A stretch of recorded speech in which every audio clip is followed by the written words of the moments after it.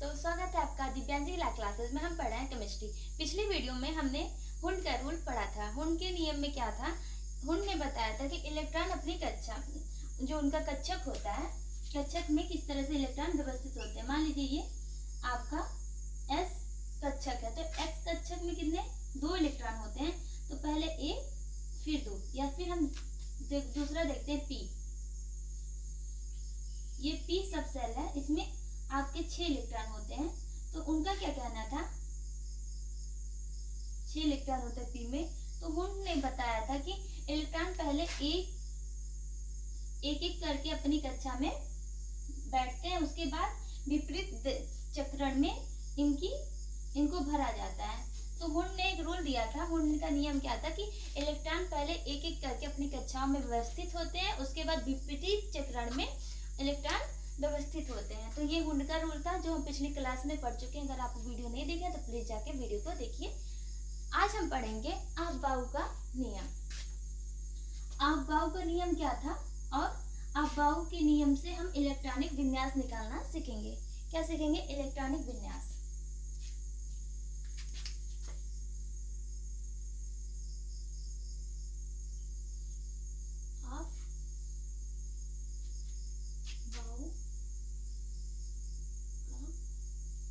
नियम आपको ये सुनने में कैसा लग रहा है? आई होप जिन्होंने इसको पहले नहीं पढ़ा उनको ये तो सुनने में ये लग रहा होगा कि ये किसी वैज्ञानिक का नाम है, पर ये किसी के वैज्ञानिक का नाम नहीं है। ये जर्मनी वर्ड है, जर्मन वर्ड है, ठीक है।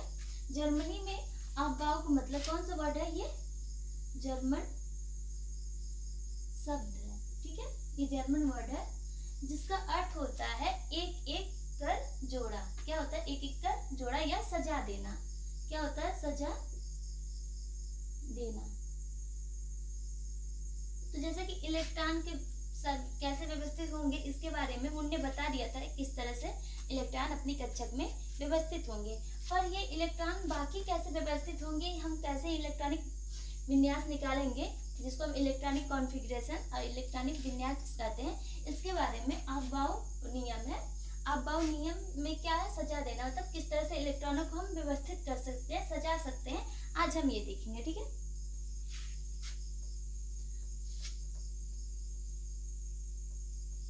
तो हम देखते हैं कि इसके लिए सबसे पहले क्या करते हैं। आपको ये जो इनका रूल में जो स्ट्रक्चर बनता है वो अक्सर सबका गलत बन जाता है, तो उसको बनाने के लिए एक आइडिया है। क्या करते हैं? पहले 1 से लेके 7 तक नंबरिंग कर लेते हैं। 1 2 3 4 5 6 7, ठीक है। 1s 2s 3s 4s 5s 6s और 7s। ये क्या हो गया? 1 से 7 तक लाइनिंग हो गया। अब हम अगला जब लिखेंगे तो 1 एक घटा देंगे, तो 1 से यहाँ से 1 से लिखे तो यहाँ 2 से लिखेंगे। तो क्या लिखेंगे? 2 3 4 5 6 और 7, ठीक है। 2p 3p 4p 5p 6p और 7p, ठीक है। इसके बाद हम अगला जब लिखेंगे तो फिर एक घटा देंगे। अब हम 2 छोड़ देंगे, 3 से लिखना स्टार्ट करेंगे। 3 4 5 6 7, ठीक है। एस पी के बाद क्या आता है? डी आता है। 3d 4d 5d 6d और 7d।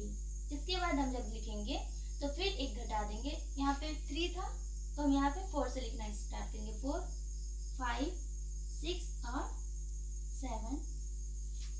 डी के बाद क्या आता है? F. ABCD SPD F। 4F 5F और 6F। यहाँ पे हम नीचे से भी एक घटा देंगे, ठीक है। अब ये देखिए आपका नंबरिंग हो गया है। इसको थोड़ा सा, जैसा कि अफबाउ का मतलब ही होता है सजा देना, तो हम थोड़ा सा सजा देते हैं। इन सबको एक गोले में पैक कर देते हैं, ठीक है। क्या करते हैं? एक गोले में सबको पैक कर देते हैं। 6x 7s 3p 4p 5p 6p और 7p। 3d 4d 5d 6d।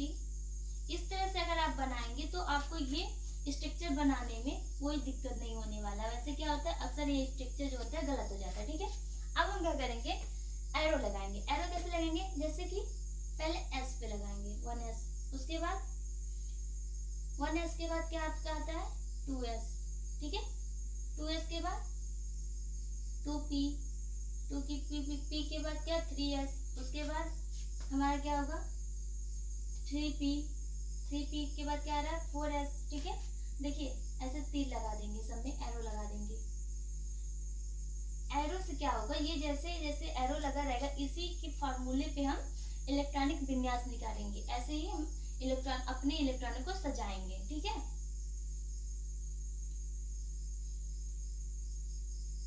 आपका 4f 5d 6d और 7। ठीक है, बाकी ऐसे 5f 6d और 7p। ठीक है, हमने अपने इलेक्ट्रॉनों को एक अबाव का जैसे नियम है कि सजाना, हम अपने नंबरों को क्या किया, सजा दिया। अब इन नंबरों को यूज कैसे करेंगे कि देखिए एरो क्या है, पहले कहाँ आ रहा है 1x में, उसके बाद 2x में, उसके बाद 2p, फिर 3s में, फिर 3p 4s में, 3d 4p, उसके बाद 5s में। तो इससे हम क्या निकालते हैं, इससे हम इलेक्ट्रॉनिक विन्यास निकालते हैं। क्या निकालते हैं, इस नियम से, इस फार्मूले से हम इलेक्ट्रॉनिक विन्यास निकालते हैं। क्या, इलेक्ट्रॉनिक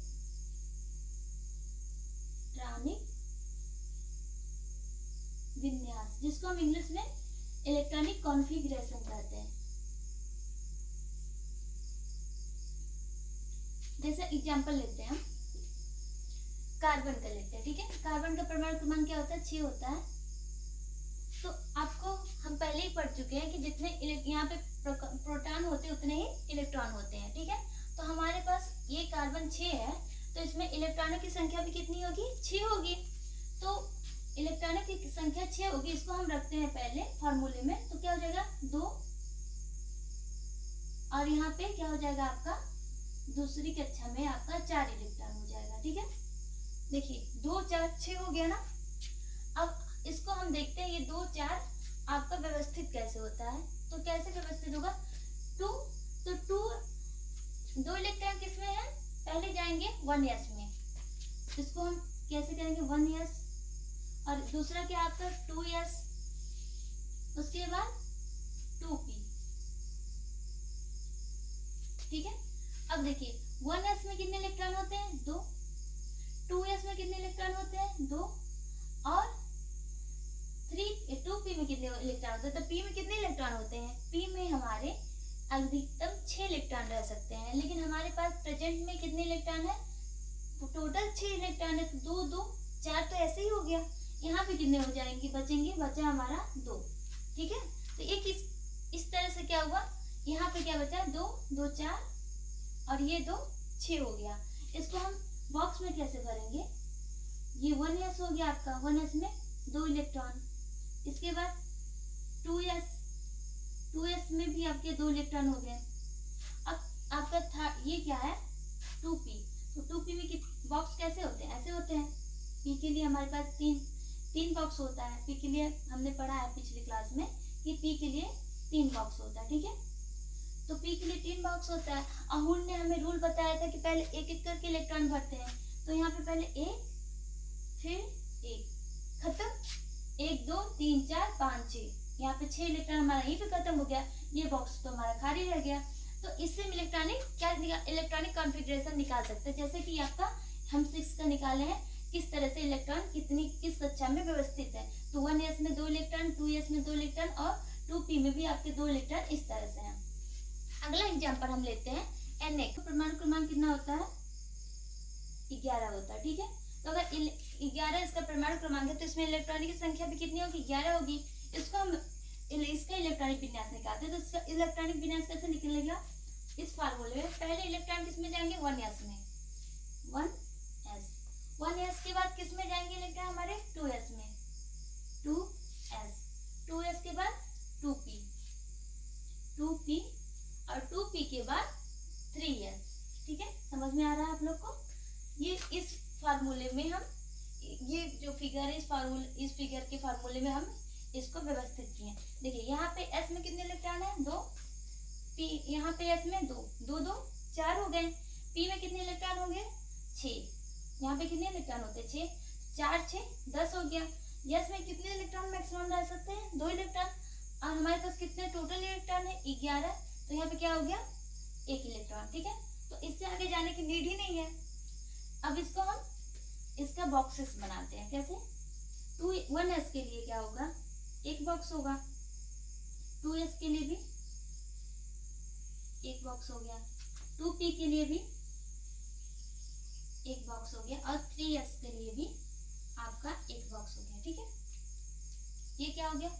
1s 2s 2p और 3s। p में क्या होते हैं? 3 बॉक्सेस होते हैं अंदर। तो 1s में कितने हो गए? 2 इलेक्ट्रॉन। ठीक है, 2s में भी 2 इलेक्ट्रॉन व्यवस्थित हो गए। 2p में कितने हो गए? 2 2 4 और ये 2 6 इलेक्ट्रॉन। ठीक है, अब देखिए 2 4 6 2 8 2 10 2। देखिए 2 2 4 4 2 6 2 8 2 10, ये 10 इलेक्ट्रॉन हमारे हो गए।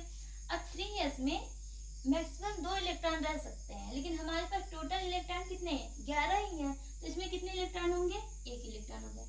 ठीक है, इस तरह से हम इलेक्ट्रॉनिक कॉन्फ़िगरेशन, इलेक्ट्रॉनिक विन्यास निकालते हैं। अगला हम एक और एग्जांपल से समझते हैं।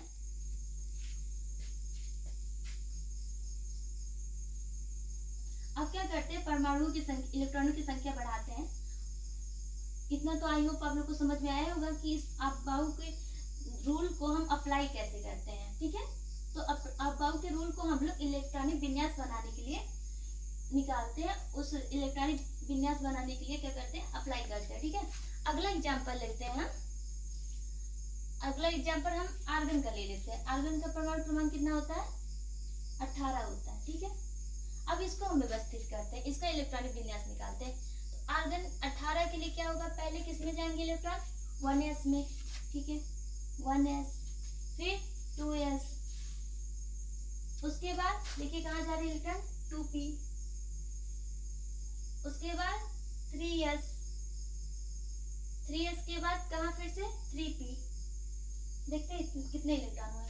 2 s में 2 2 4 4 6 10 10 2 12 12 6 18 18 इलेक्ट्रॉन हो गए ना। अब इसके आगे 4s में जाने की नीड नहीं है, हमारे पास 18 इलेक्ट्रॉन है। 18 इलेक्ट्रॉन यहाँ पे व्यवस्थित हो गया। अब इनको हम बॉक्स में भरते हैं। 1s के लिए क्या होगा? एक छोटा सा बॉक्स, क्योंकि 2 ही इलेक्ट्रॉन रहेंगे। 2x के लिए भी आपका एक छोटा सा बॉक्स। 2p के लिए थोड़ा सा बड़ा बॉक्स, क्योंकि इसमें 3 बॉक्स होते हैं, अंदर भी 2 बॉक्स होते हैं। फिर 3s के लिए छोटा सा बॉक्स और 3p के लिए भी फिर थोड़ा सा बड़ा बॉक्स। ठीक है, अब देखते हैं 1s 1 2 electron full, 2s 1 2 electron, ये भी फुल हो गया। 2p 6 इलेक्ट्रॉन, 1 2 3 4 5 और 6। फिर 3s में भी 2 इलेक्ट्रॉन, 1 और 2, और 3p में 6 इलेक्ट्रॉन, 1 2 3 4 5 और 6। देखते हैं हमारे पास 18 इलेक्ट्रॉन है। 18 इलेक्ट्रॉन यहाँ पे व्यवस्थित हुआ कि नहीं? 1 2 3 4 5 6 7 8 9 10 11 12 13 14 15 16 17 18 हो गया ना 18 इलेक्ट्रॉन व्यवस्थित। तो इलेक्ट्रॉनिक विन्यास, इलेक्ट्रॉनिक कॉन्फ़िगरेशन करना आई होप आप लोग को समझ में आ गया होगा। और एग्जांपल के लिए हम देखते हैं।